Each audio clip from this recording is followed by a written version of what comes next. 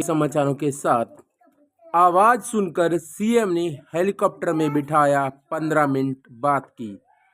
युवक बोला, ओ ताऊ सैनी, थोड़ी देर मुझे बिठा ले जहाज में। तो जींद उचाना रैली में हुए एक वाकया ने सभी को मुख्यमंत्री नायब सिंह सैनी का कायल कर दिया। कार्यक्रम में पहुंचे सीएम को एक युवक ने चिल्लाकर कहा, ओ ताऊ, थोड़ी देर मुझे भी बिठा ले जहाज में। इसके बाद युवक ने रेलिंग कूदकर मुख्यमंत्री के हेलीकॉप्टर की ओर दौड़ लगा दी। सीएम के सिक्योरिटी स्टाफ ने उसे मुख्यमंत्री से मिलवाया। इसके बाद मुख्यमंत्री ने भी युवक को अपने साथ हेलीकॉप्टर में पास ही बिठा लिया। दोनों के बीच करीब 15 मिनट तक बातचीत हुई और इस घटना के बाद सोनू ने बताया कि ताऊ यानी सीएम सैनी ने मेरा रुक्का सुन लिया और बाबा की दया तय जहाज में भी बिठा लिया। गांव गसों का सोनू इस घटना के बाद इतना खुश हुआ कि पूरी रात सो नहीं सका। सुप्रीम कोर्ट बोला, सरकारें रोजगार दें, फ्री खाना मिलेगा तो लोग काम क्यों करेंगे। मुफ्त बिजली पानी देने से काम करने की आदत ही खत्म हो जाएगी। सुप्रीम कोर्ट ने गुरुवार को फीब्रिज कल्चर मुफ्त की रेवड़ियां पर कहा कि अगर सरकार लोगों को सुबह से शाम तक फ्री खाना, गैस और बिजली देती रहेगी तो लोग काम क्यों करेंगे। ऐसे तो काम करने की आदत खत्म हो जाएगी। सरकार को रोजगार देने पर फोकस करना चाहिए। कोर्ट ने कहा कि गरीबों की मदद करना समझ में आता है, लेकिन बिना फर्क किए सबको मुफ्त सुविधा देना सही नहीं है। सुप्रीम कोर्ट ने यह टिप्पणी Tamil Nadu power distribution corporation limited की याचिका पर सुनवाई करते हुए की। इसमें कंज्यूमर्स की फाइनेंशियल हालत की परवाह किए बिना सभी को फ्री बिजली देने का प्रस्ताव था। 1 अप्रैल से बदलेंगे क्रेडिट कार्ड के नियम, ज्यादा स्वाइप किया तो आएगा नोटिस। आयकर विभाग ने ड्राफ्ट इनकम टैक्स रूल्स 2026 जारी किए। पैन आवेदन ने स्टेटमेंट मान्य की। सबसे महत्वपूर्ण बदलाव बड़े क्रेडिट कार्ड बिल भुगतान से जुड़े हैं। देश में डिजिटल भुगतान का दायरा तेजी से बढ़ रहा है और क्रेडिट कार्ड अब सिर्फ मेट्रो शहरों तक सीमित नहीं रहा। टियर 2 और टियर 3 शहरों में भी लोग रोजमर्रा के खर्च, ऑनलाइन शॉपिंग और बिल पेमेंट के जरिए इसका इस्तेमाल कर रहे हैं। ऐसे समय में 1 अप्रैल 2026 में से क्रेडिट कार्ड से जुड़े अहम नियम लागू हो सकते हैं, जो सीधे तौर पर टैक्स पेयर्स और कार्ड यूजर्स को प्रभावित करेंगे। एआई को उधार से जोड़कर सबको मिल सकते हैं ट्यूटर और चिकित्सक, कृषि विशेषज्ञ। उद्यम पूंजी विशेषज्ञ विनोद खोसला ने की रूपरेखा। उद्यम पूंजी निवेशक विनोद खोसला ने अगले कुछ वर्षों में भारतीय नागरिकों को कृत्रिम मेधा एआई से संचालित ट्यूटर, चिकित्सक एवं कृषि विशेषज्ञ उपलब्ध कराने की महत्वाकांक्षी रूपरेखा पेश करते हुए बृहस्पतिवार को कहा कि इन सार्वजनिक सेवाओं को आधार परिस्थिति में एकीकृत किया जा सकता है। खोसला ने यहां आयोजित एआई इम्पैक्ट समिट के एक सत्र में संशोधित करते हुए कहा कि इन एआई प्रणालियों के निर्माण एवं संचालन के लिए पहले एक गैर लाभकारी कंपनी बनाई जाए, जिसे बाद में आधार प्रणाली में स्थानांतरित किया जा सकता है। डिजिटल जनगणना के लिए हरियाणा तैयार। 16 अप्रैल से शुरू होगा ऑनलाइन पोर्टल। ऐप में खुद भर सकेंगे विवरण, गणना कर्मचारी घर पहुंचकर करेंगे सत्यापन। हरियाणा में जनगणना 2027 को लेकर बड़े पैमाने पर तैयारियां शुरू हो गई हैं। जनगणना के सफल और समयबद्ध संचालन के लिए मुख्य सचिव अनुराग रस्तोगी ने मंडल आयुक्तों, उपायुक्तों, निगम आयुक्तों वीडियो कॉन्फ्रेंसिंग के जरिए मीटिंग की, जिसमें उन्होंने जनगणना को लेकर निर्देश दिए हैं। कांस्टेबल भर्ती का fake notice viral.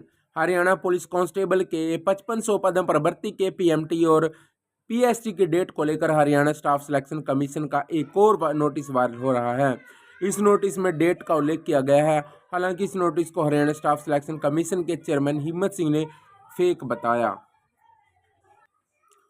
High court का 41 साल पुराने सेवा विवाद पर विराम। नो वर्क नो पे सिद्धांत लागू। करीब 4 दशक पुराने सेवा विवाद पर निर्णायक विराम लगाते हुए पंजाब एवं हरियाणा हाईकोर्ट ने स्पष्ट कर दिया कि अनुशासनात्मक कार्रवाई के बीच इस्तीफा देने वाले कर्मचारी को उस अवधि का बकाया वेतन नहीं मिल सकता जब वह सेवा से बाहर रहा हो। जस्टिस नमित कुमार ने नियमित द्वितीय अपील खारिज करते हुए कहा कि अपीलकर्ता 30 अप्रैल 1987 से लेकर ट्रायल कोर्ट के डिक्री के बाद पूरे ज्वाइनिंग तक की अवधि के लिए किसी भी प्रकार के बैक वेज और मैरिशियाज के समाचारों के साथ मासूम शर्मा बोले, प्रोग्राम में सरपंच एमएलए मंत्री को कुछ नहीं समझता। बहन की 25वीं सालगिरह पर मासूम शर्मा का पूर्व सरपंच के साथ हुआ विवाद। मासूम बोले, जो देखना है तो देखो, नहीं तो जाओ। सोशल मीडिया पर वायरल हो रहा विवाद का वीडियो। शहर के स्फीदो रोड पर बुधवार रात करीब 11:30 बजे दीप पैलेस में पारिवारिक कार्यक्रम के दौरान लाइव शो में गायक मासूम शर्मा का गांव मुआना के पूर्व सरपंच के साथ विवाद हो गया। बाउंसरों और युवाओं ने के बीच धक्का मुक्की भी हुई। शो के दौरान मासूम शर्मा ने स्टेज पर पूर्व सरपंच व समर्थकों के नीचे उतारने को कह दिया। मासूम ने कहा कि मेरे गाने के प्रोग्राम के बीच में कोई सरपंच, एमएलए या मंत्री हो, मैं किसी को कुछ नहीं समझता। आप सरपंच हो, नीचे बैठ कर देखो। लाइव शो में मैं सबके सामने टोकने पर पूर्व सरपंच नाराज हो गए। उन्होंने कहा कि नीचे उतर रहे हैं। फिर मासूम कहते हैं कि हाँ, तो नीचे बैठकर देखो ना, देखना है तो देखो, नहीं तो जाओ। उसके बाद मासूम गाना शुरू कर देते हैं। कंपनी के लेन देन को माना निजी आय, डिलीवरी बॉय की मां की पेंशन रुकी और राशन काटा। कहते हैं कि आधुनिक तकनीकी जीवन को आसान बनाती है, लेकिन हंसी के उत्तम नगर निवासी कृष्ण के लिए यही तकनीकी जी का जंजाल बन गई है। एक तरफ जहां सरकार डिजिटल इंडिया को बढ़ावा दे रही है, वहीं दूसरी ओर सिस्टम की एक मशीनी गलती ने एक गरीब परिवार के मुंह से निवाला तक छीन लिया। मामला हंसी जिला प्रशासन के समाधान शिविर में पहुंचा तो अधिकारी भी हैरान रह गए। वास्तविकता यह है कि कृष्ण के परिवार की सालाना आय बमुश्किल 1 लाख रुपए है।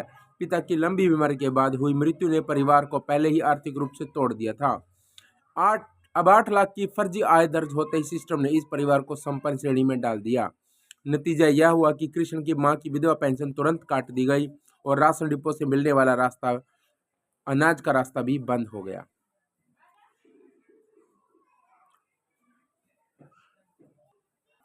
भारत को एआई में भय नहीं, भाग्य और भविष्य दिखता है। प्रधानमंत्री नरेंद्र मोदी बोले कि डीप फेक रोकने के लिए एआई कंटेंट पर लगे लेबल। प्रधानमंत्री नरेंद्र मोदी ने कहा कि भारत को आर्टिफिशियल इंटेलिजेंस एआई में भय नहीं, भाग्य दिखाई दिखता है, भविष्य दिखता है, क्योंकि हमारे पास प्रतिभा है, ऊर्जा है, क्षमता है, नीति स्तर पर स्पष्टता है। ये तीनों चीजें एआई के लिए आवश्यक हैं। गुरुवार को नई दिल्ली में इंडिया एआई इम्पैक्ट सप्री में विभिन्न देशों के प्रधानमंत्रियों, राष्ट्रपतियों व टेक दिग्गजों को संबोधित करते हुए मोदी ने कहा कि भारत में विविधता है, आबादी है और लोकतंत्र भी है। कबाड़ में रखकर भूले थे 100 ग्राम सोना, कबाड़ी ने लौटाया। 1 साल बाद दीपावली पूजा के समय बाद आने पर चेते तो कबाड़ी के पास पहुंचकर पूछा पर नहीं मिला सोना। बाद में स्कैनर ने ट्रक में कबाड़ लोड करवाते समय गहनों का डिब्बा मिलने पर एलआईसी एजेंट को इन्हें लौटाकर मिसाल पेश की। जब दिवाली पर घर में पूजा की तैयारी हुई तब सोने की खोजबीन हुई, पर निराशा लाभ लगी। स्क्रैप कारोबारी हाजी अख्तर थोक में अपना कबाड़ बेचने के लिए ट्रक में माल लोड कराने लगे तो डिब्बा सामने आ गया।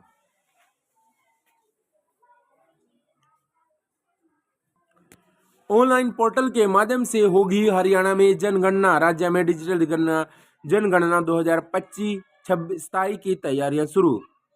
हरियाणा देश की पहली पूरी तरह डिजिटल जनगणना के लिए तैयार है। जनगणना 2027 को सफल, पारदर्शी और समयबद्ध तरीके से पूरा करने के लिए राज्य सरकार ने बड़े पैमाने पर तैयारियां शुरू कर दी हैं। स्थायी दिव्यांग कर्मचारी को 1988 से नियमित एएलएम मानने का आदेश। ब्याह सहित समस्त सेवा निवृत्ति लाभ देने के लिए दिव्यांग कर्मचारी को 28 साल बाद मिला न्याय। कर्मचारी और उसकी पत्नी को हो चुका है निधन।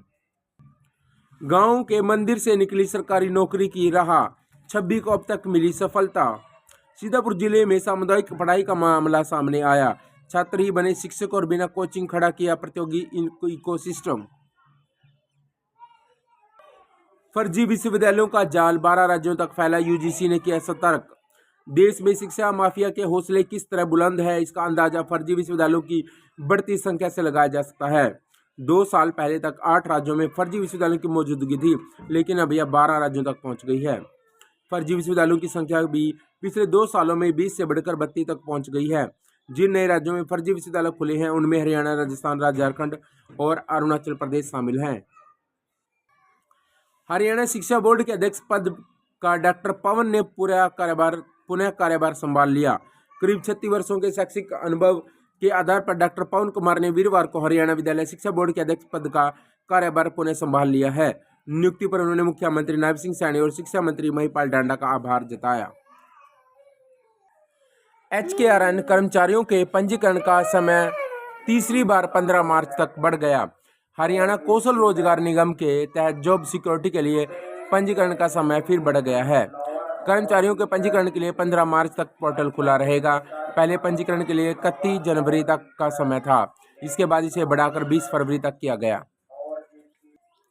हरियाणा सरकार के अस्थायी कर्मचारियों को सर्विस सिक्योरिटी देने के मामले में ट्रेजरी एंड अकाउंट विभाग ने कहा कि हम डाटा के कस्टोडियन मगर भेजने के लिए जिम्मेवार नहीं हैं। राज्यों में चुनाव से पहले मुफ्त सुविधाएं देने पर शीर्ष कोर्ट नाराज। सुप्रीम कोर्ट ने पूछा, सीधे खाते में ही पैसे भेजेंगे तो लोग काम क्यों करेंगे?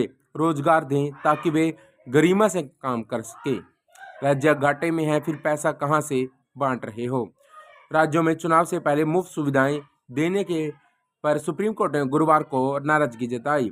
कोर्ट ने कहा कि आप लोगों को रोजगार दें ताकि ये गरिमा से काम कमा सकें। अगर सुबह से मुफ्त खाना, मुफ्त गैस, मुफ्त बिजली देंगे, खाते में पैसे डालेंगे तो लोग काम क्यों करेंगे? CJI सूर्यकांत, जस्टिस जय माल्या बगाची और जस्टिस विपुल पंचोली की पीठ ने तमिलनाडु पावर डिस्ट्रीब्यूशन कंपनी की याचिका पर सुनवाई के दौरान ये टिप्पणी की। तो साथियों, आज के समाचार यहीं तक। तो बने रहिए लास्ट तक मेरे साथ और अगली अपडेट पाने के लिए चैनल को सब्सक्राइब जरूर करें ताकि नेक्स्ट वीडियो का नोटिफिकेशन